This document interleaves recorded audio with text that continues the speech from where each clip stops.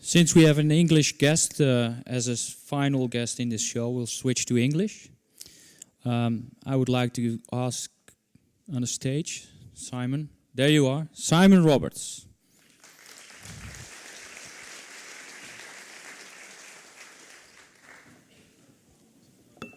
Good evening. There you go. Good evening to you. That's a good photographer. He removes stuff. Can I get some? Yes. First, we'll pour you a drink. Can I? Do you know collectors like this that talk about your work in a way? He's been doing this. Do you ever meet people who buy your work? Not really. I'm kind of frightened that I might put them off. So I kind that of they dislike you. That's right. Yeah. Yeah. That they see me and think he looks a bit young. Can he really take good pictures? I kind of think that's the important thing about having a gallery is that they're there to kind of represent the work and talk about it.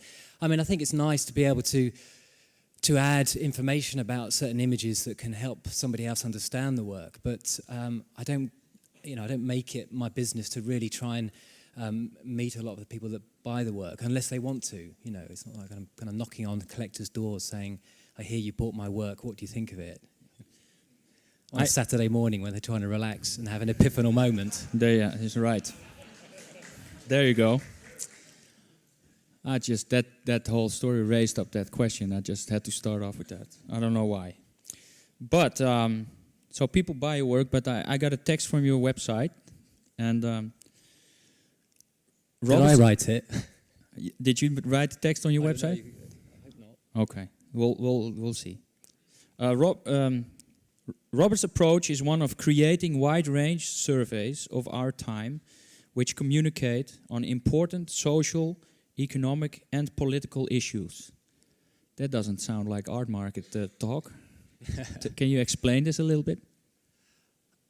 I mean, my background is I actually studied cultural political geography at university and then went into photography and have really used photography as a way of exploring issues I'm interested in. So in some ways I consider myself part photographer, part geographer, part maybe ethnographer that's really trying to kind of document the landscape and how they're kind of cultural, political, economic constructs and actually really kind of chronicle particular places at a particular time. So, for instance, this was one of the very early works that I did, which was a year that I spent traveling across Russia. So this was published in 2004. So, I mean, I really want my images to be about something. You know, it's not about just kind of creating pretty pictures or kind of postcards. It's about mining the environment to try and, you know, kind of make some comment about what's going on in the kind of world today. And if people buy that work, that's great. You know, I mean, of course, that's predominantly how I make a living is through selling prints. But, you know, that's not, you know, I'm not making work just to kind of stick on a wall. You know, I'm making it to actually kind of have some sort of legacy, you know, however naff that might sound. Photography is a way to communicate with the audience, to the audience you're looking for that needs to understand through your photos what you're trying to tell them. Is that so? Is it easy to make a photo on something? You know, just a pretty photo. Can you do that? Yeah, most people can. I mean, that's the problem that these days is that, you know, everybody considers photography such a democratic medium that they can all do it. So it's being able to try and take it a step further and really kind of, you know, explore particular places, you know, and kind of discover new things.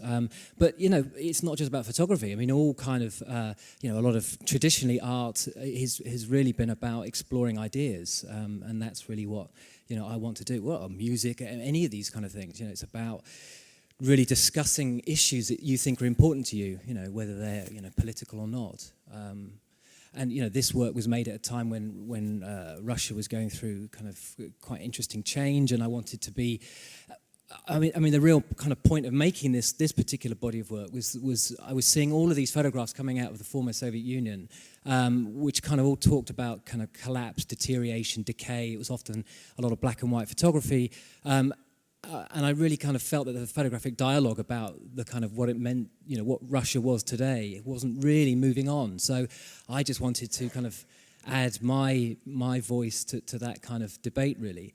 And I suppose what I'm trying to do is kind of just add another piece of the puzzle, if you like. So, you know, the more people that are doing this, the better understanding we have of a particular place or a particular event. Do you think your photographic approach of Russia, the project is called Motherland. Mm-hmm. It's also a book. Can we go a bit faster through the pictures? Yeah. The Motherland, is it the way? I forgot the question.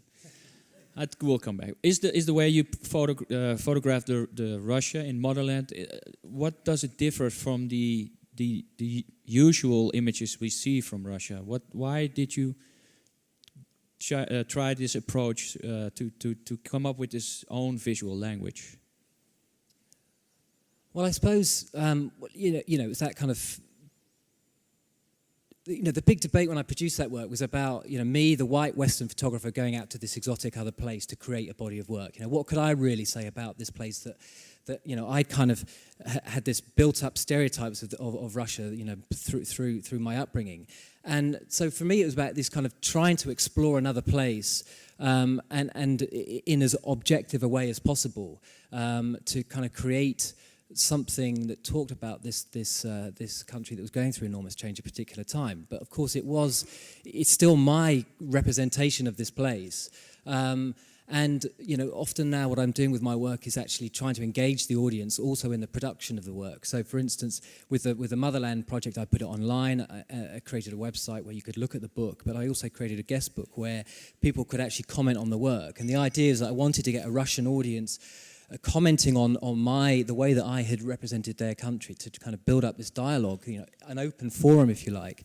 And then when I got back to England in 2006, I decided I was going to do a similar journey, spend a year traveling around my own homeland and explore this sense of identity, this sense of you know, what it means to kind of to document a nation.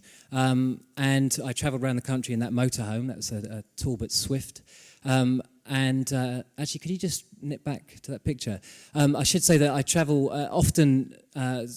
All my work since 2007 has been used on an old plate camera, and I photograph mostly from elevated positions using the roof of the motorhome as my platform. And the idea is that because I'm predominantly photographing the landscape, I want to have this position where you're overlooking the landscape. So it's this sense that you're always on the edge of the scene, you're always a kind of onlooker.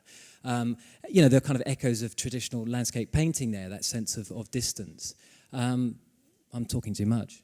No, I just don't have to ask questions because you're all answering. I'm halfway through my piece of paper, which is great. We have a crowd of photographers, so they're always. We used to have an item in this show. It's called the camera off. So, what kind of camera do you use? Because they always seem to be interested. Well, this project was an ebony 4x5, which is a Japanese-made plate camera made of ebony wood, and it smells very nice when you're under the hood. You still like that? There's some photographers say, I don't do that anymore because it looks like some sort of circus trick. But well, no, that's a good question. I mean, if you hold it on this picture, part of the reason that I decided to use this camera was because I wanted to create a performance in the landscape. I was really worried that actually photographing in public places, people would be really reticent about being photographed, particularly on beaches where you've got nudity, etc. So I thought, well, if I stand on the landscape looking a bit of a prat with this camera, that people would actually feel quite open to the fact that I'm making a very obvious statement. I'm there, I'm a photographer, I'm taking a picture, you're probably in my picture. And basically people kind of relax and just start ignoring you, and then I can get my picture. So you can, you know, using something so large and cumbersome, you can actually get quite spontaneous images. did you ever ask you must be a real photographer? Well, actually, they often think you're an amateur because they think, what is that silly camera that bloke's using? So rather than, because everybody's got a fancy digital now, pretty much. So here I am with this very kind of archaic piece of equipment, and so it really was about that idea of of how I'm seen, how people approach me. Can you hold this set of photos for a while? These are the photos that are on show in the Noorderlicht Festival right now, part of the Terra Cognita. It's part of the We English book, right? Yeah. How we just heard photographers talk about, doing assignments or not.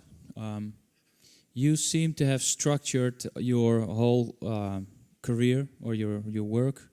You have galleries. You have people that give you assignments. You do your own assignments. How important is that for you to have this whole structure up and running?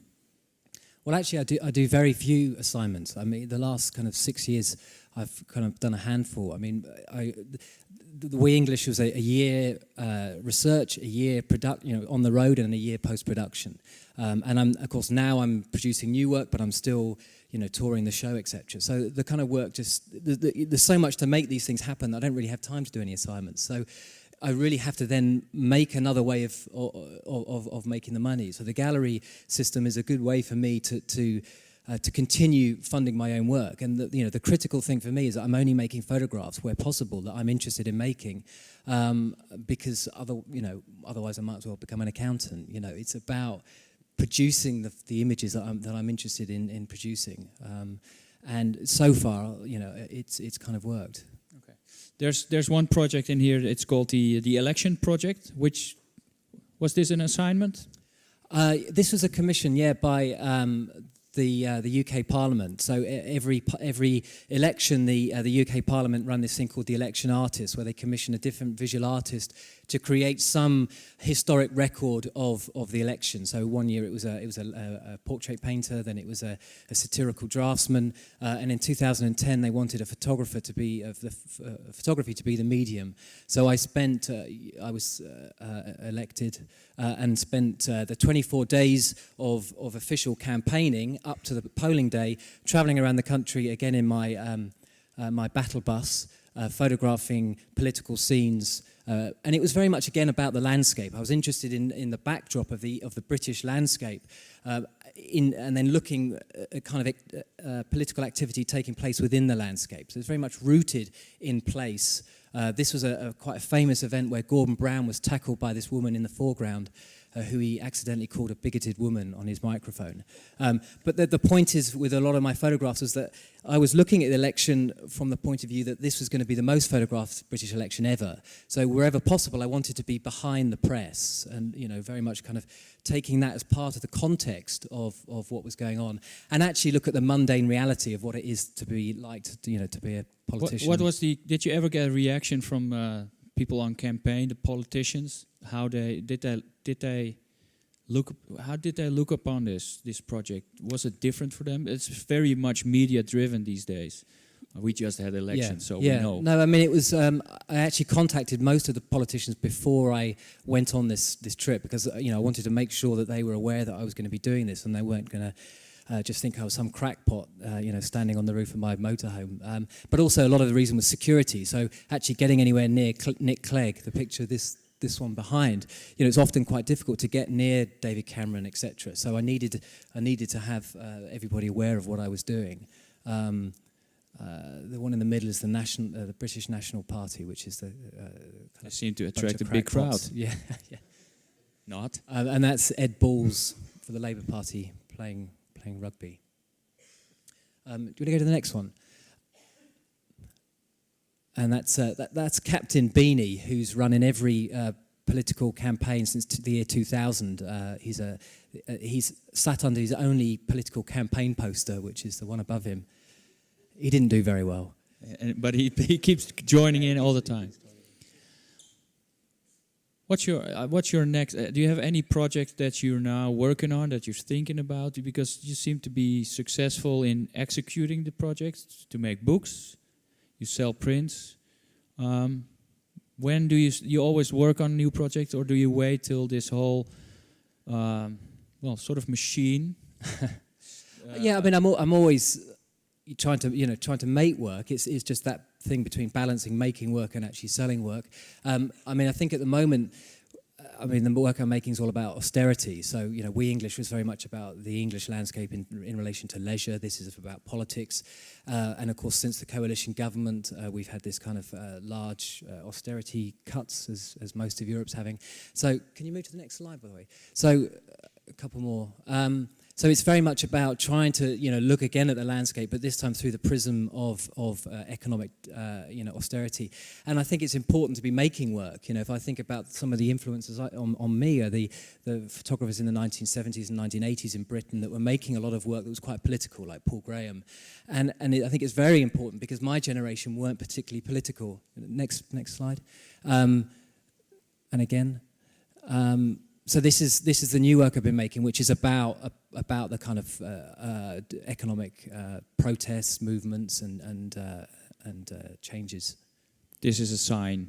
You this called is a it. sign. Yeah, because so this is an installation view. You seem to be moving from these large-scale photos with wide scope towards smaller, more condensed. Can you tell me why do you moving this one was actually it's very difficult to represent economic ideas and austerity in a photograph. It's not like the 1930s with the bread line and people queuing, etc. It's much more about so I was trying to think about how to represent these kind of changes in the landscape, and a lot of it's about words. It's about how it's about how people are projecting the changes that are happening to them, such as protests. And I was amazed in terms of protests by just these very individual signs that were being created, and then things like sale signs in shop windows. They're kind of looking for manifestations of economic decline in the landscape. And the one on the right is actually a lexicon that I produced of words related to the credit crunch. This whole new lexicon that we've had to learn, like derivative trading and credit crunch, credit binge, all this kind of stuff. You don't seem to be...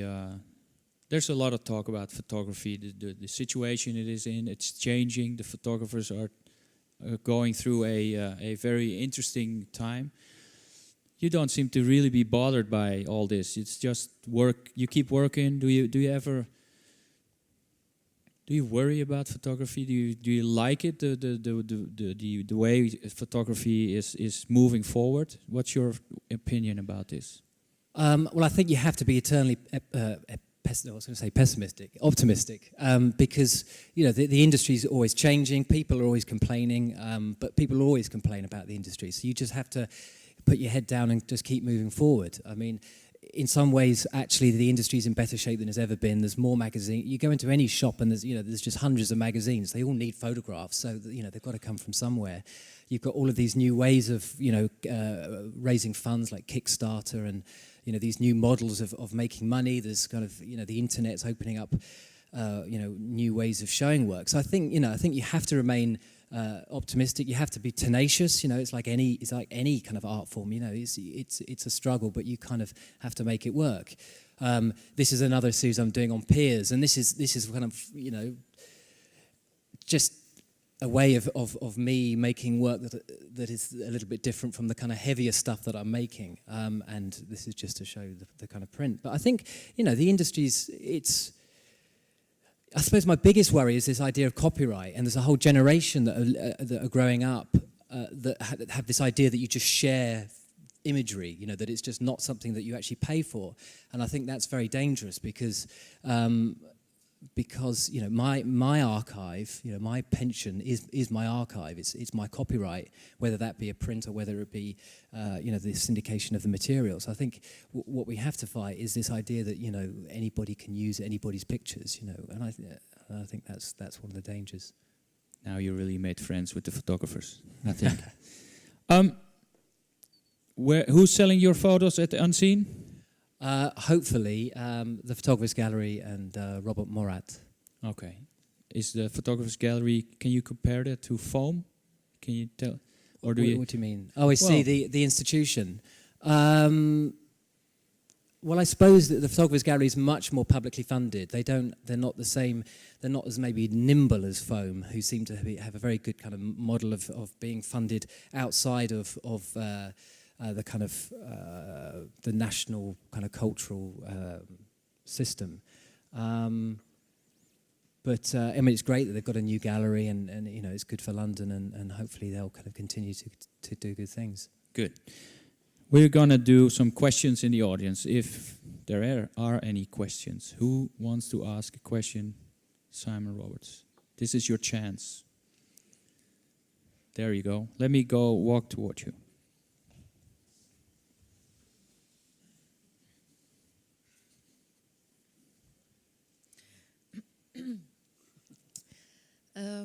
This project with your camper, was there any situation you were in when the scene was happening in front of you and you didn't have time to, you had to rush on upstairs on your camper and you wanted to take the picture before?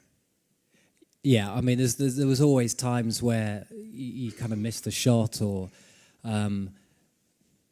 I mean, what I didn't say was I actually travelled around the country with my family. So I had my wife who was pregnant, and then we had our 2-year-old child, and they were, you know, invariably in the camper van jumping around, and I'd be on the roof, kind of try to stay still and banging, you know, say this is a 15-second exposure, stand still.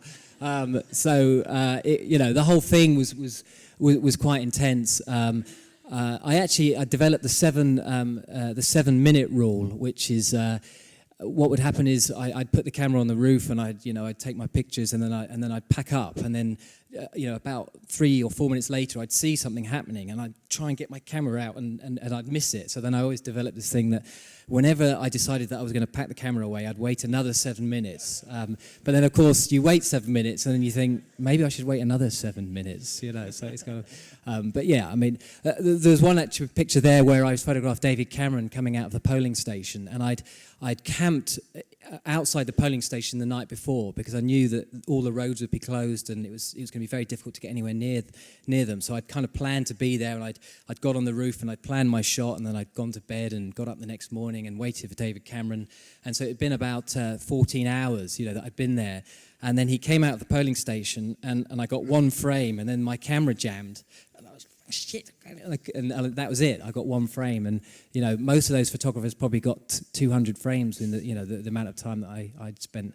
But then, you know, that's the point. You only need one picture, you know, and it's knowing when to take it, really, and pre-planning. Final questions. Who? Nobody? Yeah. Another one. All the way in the back. There we go again. It seems that you are working always with the same designer, or do you do it yourself, or there's this really nice consistency in it? But yeah, I mean, it's a design agency in London. Actually, it's 2 guys. It's called Fuel Design.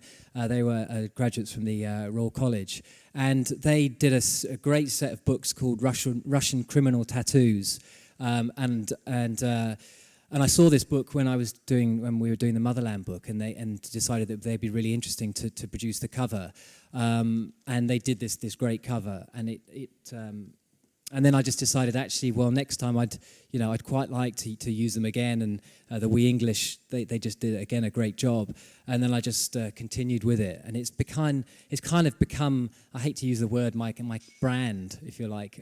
So I'm not sure whether I'm stuck with it now, and I have to keep using them because they keep putting their price up because they know that I like using them. But what it has done is it has created this. People know that it's my books, you know, and I kind of like that. And also I like the play on the fact there's never any photograph on the cover, because it takes it away. I mean, initially it was a commercial decision because you put a photograph on a book and it goes into the photography section of a bookshop. And I don't know what that's like in Amsterdam, but in England it's always at the back on the ground floor, you know, and nobody ever goes there. So the idea was that we would try to get the book out of the photography section and somewhere else in the bookshop. And whether that worked, I'm not sure. But you know, it's kind of worked as a way of bringing my building the Roberts identity. Thank you for this, Simon Roberts identity. I think we have to get you back again to talk some more because it's very interesting. We're going to give away 2 books. Ooh, they're almost sold out, right? All your books sell out? That's what we like to hear from photographers. So who has a blue sticker in his book?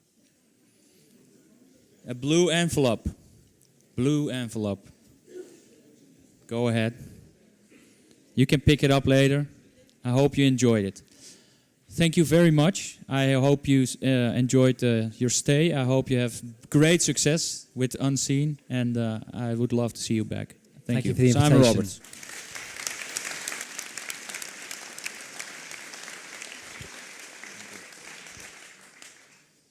We lopen lekker uit en we gaan het afronden. Toch, Edi? 10:30, veel te laat. En dan vergeten we te vertellen dat Martijn van der Grient postkaarten neer heeft gelegd. Hij is bezig met crowdfunding op het internet. Kijk er goed naar en help hem als je het mooi vindt. We hebben de uitslag van de pitch. Die pak ik nu uit mijn achterzak. Het is altijd spannend. En David Allison, being up here in a special uniform, you turned out to get 186 coins. You get 150 extra, so this gets you 336 euros. Congratulations.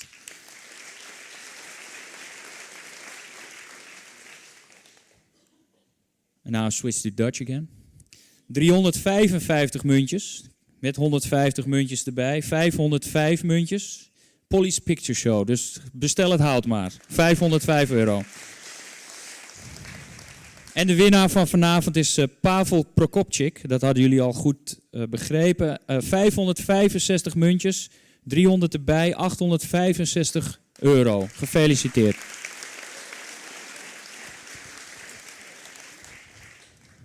We blijven iets weggeven. We hebben nog 1. Wie wil er naar Unseen? Let goed op. Kijk nog 1 keer in je boek. Het prachtige boek van Michel Schulz-Krizanovski, die het aan iedereen cadeau heeft gegeven vanavond. En een prachtig project zelf nu ook weer maakt. Als je een paarse bliksemschicht hebt. Wie heeft een paarse bliksemschicht? Kom even bij me langs, dan krijg je een dagkaart van Unseen. Dan kun je van Simons kan je een print kopen. Hoop ik. Je weet maar nooit. Ik hoop dat jullie genoten hebben en veel plezier deze week. Dank jullie wel.